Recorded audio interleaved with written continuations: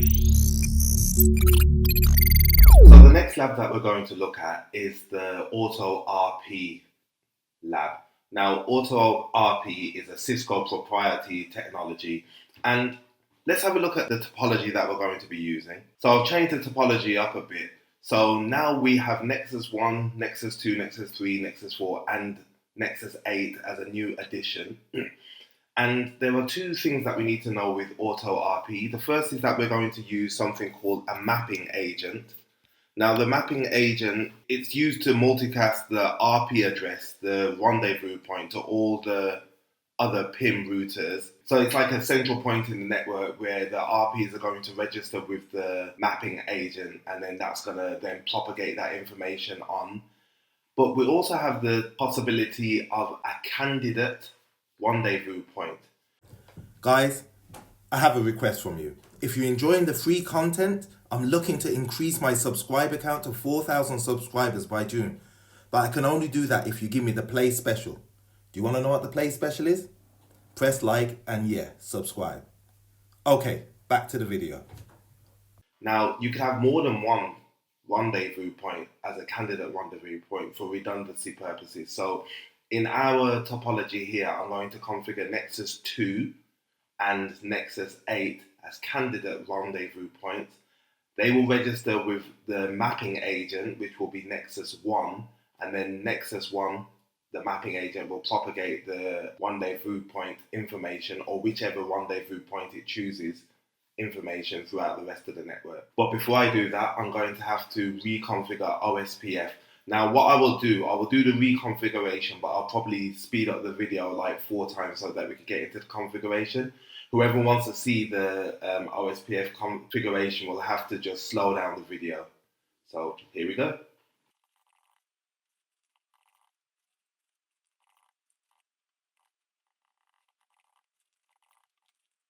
Okay, so it looks like I've already done the OSPF configuration, so we can move straight into the configuration of our mapping agent, which will be R1. Let's have a look at that. And to do this configuration, you're just going to conf t, and I will use loopback 0 as the mapping agent.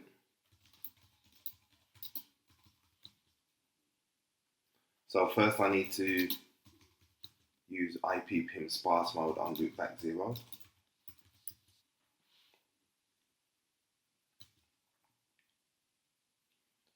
And then I need to do IP PIM Auto RP. It should have a mapping agent here. Yeah, mapping agent.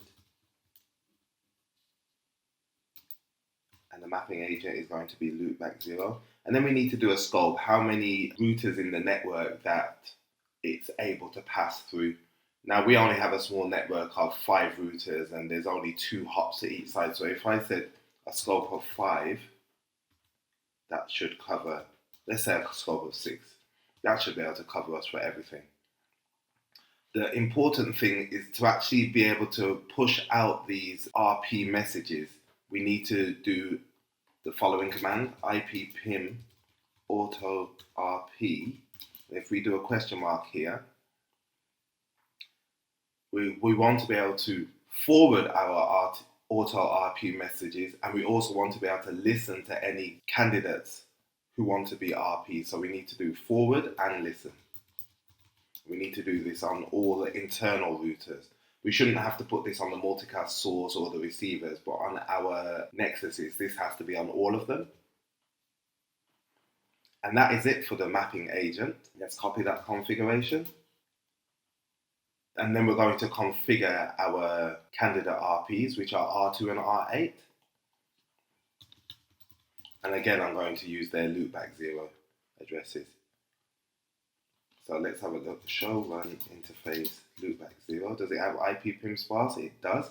So now I need to say IP PIM Auto RP.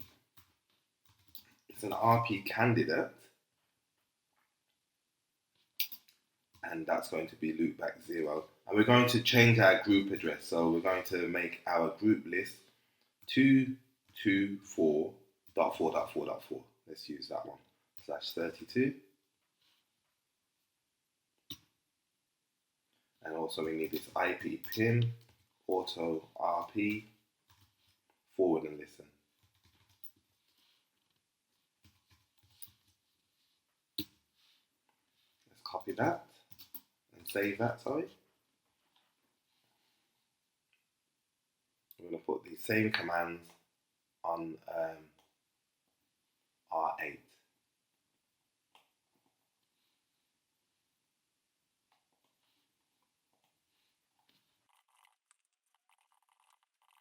Okay, that's it. We have two candidate RPs and our mapping agent.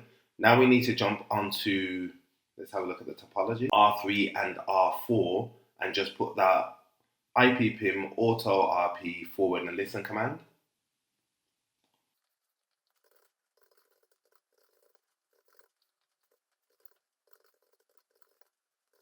And the last thing I need to do is just jump onto the receivers and change our IP pin join group.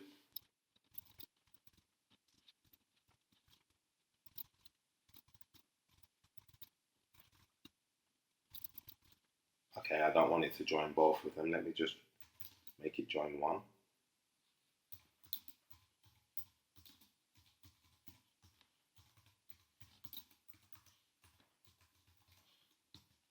I'm only going to do it on this side actually. So we should only get a response from 25.1.1.1 when we run it on our multicast source. So let's open up that. Okay, and we're getting a response. And we should get it from 25.1.1.1 only.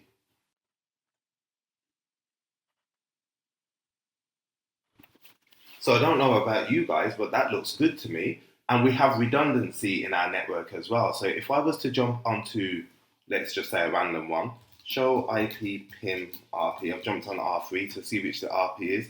At the moment, we can see that router 8, 8.8.8.8 has been selected as our RP. A here references auto RP as opposed to previously, where I think it would probably say S for static. We'll have a quick flashback here to check now. So we can see that we have our RP, and we can see that 224.4.4.4/32 is our multicast group. Now what I could do quickly, if even though it would probably take 2 minutes to expire, we can fast forward this. If I was to actually shut down the loopback, interface loopback 0, if I shut down the loopback on Nexus 8 without any additional configuration, I'm expecting it after 3 minutes to use R3 as the mapping agent. So if I was to now run over to R4, show IP pin RP, it'll still be 8, but when this expires, which I'm going to fast forward now, then I'm expecting our RP to change to 3.3.3.3. So let me do a fast forward. It'll be about 5 seconds for you guys, 5 or 10 seconds, but it'll take me 3 minutes, and I'll see you when it expires.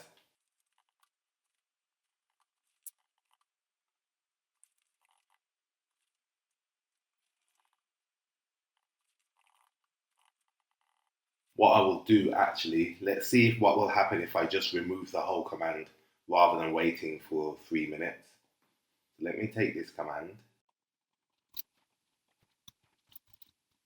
Alright, let me jump onto R3 and see what the mapping agent is now. Alright, and it's changed to 2.2.2.2, not 3.3.3, because I used R2 as the other candidate RP. But let's see what will happen if we ping from our multicast source. I'm expecting nothing to have changed on this side. Yeah, and we still have a response from 25.1.1.1 able to reach this multicast source. Alright, so that's it for auto RP. The main thing to remember is that you have a mapping agent, and then you can have candidate RPs, and auto RP is Cisco proprietary. We're now going to move on to the bootstrap router, which will be vendor neutral, so you could use it on any vendor's equipment. But I'll see you in the next one. Topic I'm going to look at is the BSR. Now, BSR is similar to Auto RP. You shouldn't have them both running at the same time, by the way, but BSR is vendor neutral, whereas Auto RP is Cisco proprietary. So we're going to be using the same topology that we were using previously. So this is the topology that we're going to be using. And what I will do, whereas previously we had a mapping agent, R1 as the mapping agent, we will use similar to the mapping agent in AutoRP, but it's called the bootstrap router. And then Nexus 2 and Nexus 8 will be the candidate RPs. Okay, so let's get on with that configuration. And all I've done, I've cleared the Auto RP configuration and I've removed the any IGMP join groups on the receivers. So let's look onto Nexus 1 first, and we're going to configure this as the bootstrap router. So the command to do this is ippim BSR candidate. We're going to use loopback 0 as the candidate IP address. And what we can do, we could actually change the priority. Now the default priority is 255, and the lower the priority, the more preferred. So if we make this priority, sorry, we don't even need to do that. That will be for the candidates, because we're only going to use one bootstrap router, so we don't need to do the priorities. So let's add that. And we also, instead of the Auto RP forward and listen, we need to do the ippim BSR forward and listen. And that should be it for the bootstrap router. Let's move on to Nexus 2, ippim, and this time we're just going to say RP candidate. We want R2 to be the preferred RP. So we're going to say loopback 0, and then we're going to say the priority, loopback 0, maybe for a group list first. We're going to make the group 227.7.7.7/32, and then see if we can change the priority. Yeah, and we're going to make that 100. That should make R2 the preferred rendezvous point. Then we say ippim BSR forward and listen. We're going to copy that command and paste that into our Nexus 8. All right, maybe it didn't copy, so let's copy it. Paste that into Nexus 8.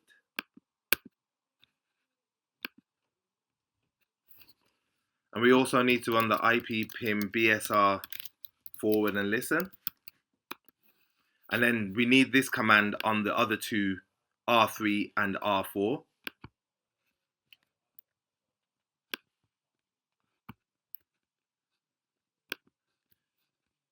So let's copy that and paste that into R3.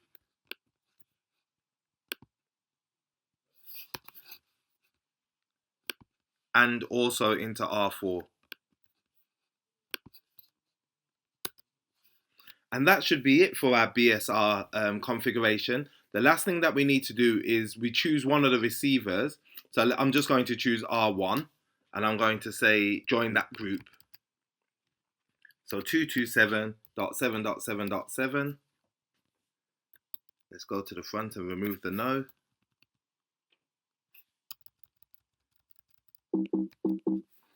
Right, now if we jump onto our multicast source, before I do that, let's just say show IP mroute. Okay, don't see anything at the moment. Show IP pim RP. Okay, not seeing anything. I wonder if that is, let's just check. I've got IP pim show run interface loopback 0. IP pim sparse mode is there. Show run interface loopback 0. And there. And on Nexus 8, show run interface loopback 0. Okay, let's just try this. So for the multicast source, we're going to ping 227.7.7.7. The first one will fail. Oh, no, the first one went through. Yes, and we have a reply from 25.1.1.1. And now we should see the multicast sources and the IP PIM RP. So we can see both RPs have come up. This one also has a priority of 100. I must have changed that previously. So if I jump onto Nexus 8 and I say, I did change the priority. Let me change that back to 255.